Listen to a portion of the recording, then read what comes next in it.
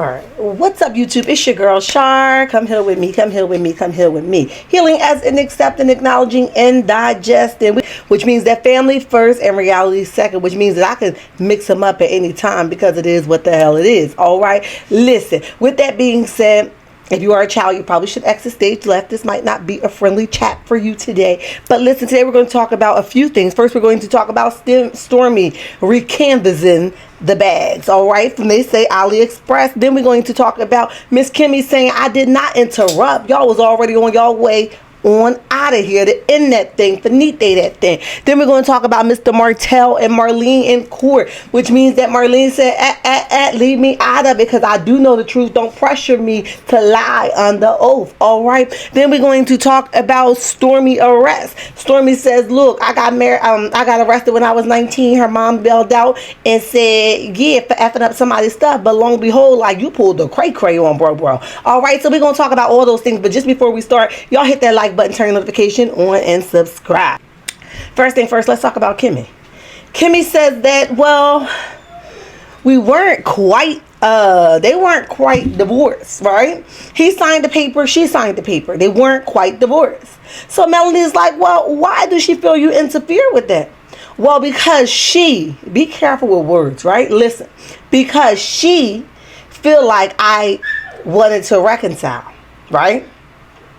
You said she too careful for me. And the reason why you said she was because you know that they were reconciling, which means that when you came in, you know what it is. If another little chick or another little female come along and ting-a-ling-a-ling at that thing, you know what happens. You start to forget about what you were working on over there. And that's the same thing for us women. You know, if you acting kind of funny, we get a little taste of something else over there, it's like, oh, hell no, I'm out of here. You know what I mean? So with that being said, you said she as if she was the only one that wanted to reconcile. I beg to differ. I know for sure they both were trying to work it out once they signed those papers. Like, you know what? We could work this out. It doesn't have to be this way. We're fighting over little things. We can get through this. Then you came in and gave him a little tingle, and a little feel good. Then he was like, you know what? I want out. And while she's still thinking that they were reconciling, he was over here like wanting to finalize it because he had you on his other hip. Just say, I did come. See, I can respect a woman that's want to own their stuff. Check it. I can respect a woman that want to own their stuff. I can respect a woman that owns their stuff, right? But I cannot respect a woman that's going to make it lead towards their way, knowing dang on well you were wrong as hell on all levels, like 1, 2, 3, 4, those kind of levels, knowing dang on well you were wrong on all levels. So I don't know what's the whole deal with you, like, oh, it was her that wanted to reconcile, but not him. No, they were working together, okay? And the moment that you want to have a real conversation, then you will be honest enough to say, maybe Maurice led me to the water, an empty well, right? Maybe he did make me believe that they both were finished and she still was reconciling. Or maybe you did know that they were both reconciling. You was like, well, you better hurry up and sign those papers because I ain't going to be around here for long. Maybe that was the case. But what we do know is for, one thing we know for certain and two things we know for sure, okay? One, that they were still married. 2, you can't intercept it. We know those things for sure, okay? We can't do nothing with that, okay? So with that being said, I just want you to know that we know, all right? And it was in poor taste. Now, I know things happen. Everybody be like, but girl, he was still married. We get that too. We know that he was still married, but, you know, things happen. And sometimes you just got to, you know, it ain't Jesus' way, okay? Ain't no other way to put it. Like, wait till those paper signs, sis. But sometimes your little ting-a-ling is saying some stuff, and his little ding-a-ling is saying some stuff, and then before you know it, y'all bling-a-ling-a-ling-a. Okay? So with that being said, we do understand that life happened, but don't own your stuff. Girl, I started feeling something, and then he started feeling something, and then girl, we was feeling it, okay? Be 110% honest with yours. I could respect you more, all right? So, toodles to you for telling a bunch of lies. Let's move the hell along to Stormi and her arrest. Y'all know when they showed that clip, and one of those things when Stormi was like, whip D, I went to jail when I was 19, you know, and the judge was like, oh, she's such a cute young lady, and she has a lot going for herself, and let her the hell up out of here. Let her go, right? When she did all that, then that's what she made it about. We later found out that that was not the truth, okay? And that she really went to jail allegedly for wrecking somebody's stuff. Like, she pulled a Jasmine Sullivan on her, okay? She pulled a Jasmine Sullivan. She was like, hey sis, I'ma bust the windows out your car. Oh yeah, all that kind of energy. She kept that kind of energy. She took the car, you know, and she vandalized that thing. Now we're still trying to find out if it was Courtney, the boyfriend that she did it to, or if it was another boyfriend that she did it to. But either way, I don't care that much to know that you got a little cuckoo in you, and that's where the hell you get it from, your mama. That explains why you don't see nothing wrong with your mom doing what she do, and that explains why you snapped out on Black Titanic, even though she was at your place of residence. I mean, at your workplace.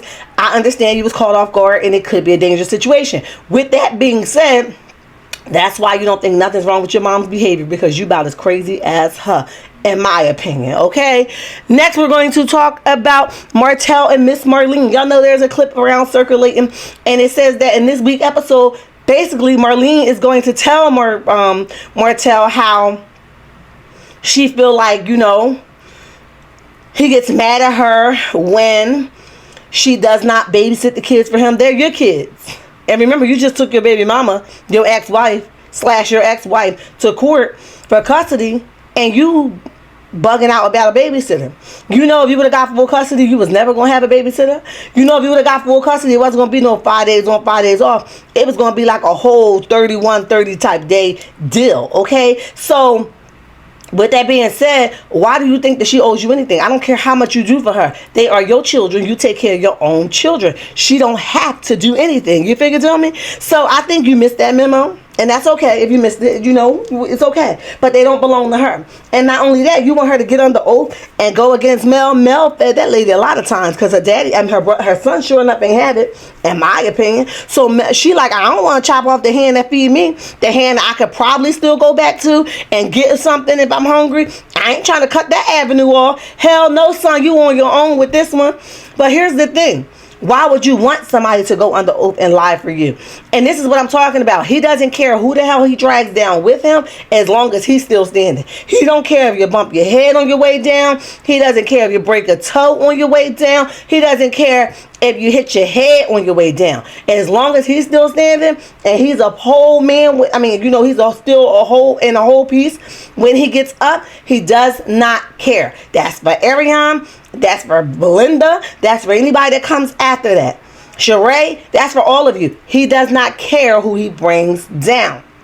Okay? So keep that in mind. You're watching him not only do it to his ex-wife / baby mama, you're watching him now do it to his mom. If you don't give me what I want, I will make your life a living hell. And Miss Marlene be giving off scare vibes, right? Because she knows how cray-cray he really can get. You know a mother knows their child. Y'all know what it is, right? So she knows how cray-cray he can really get.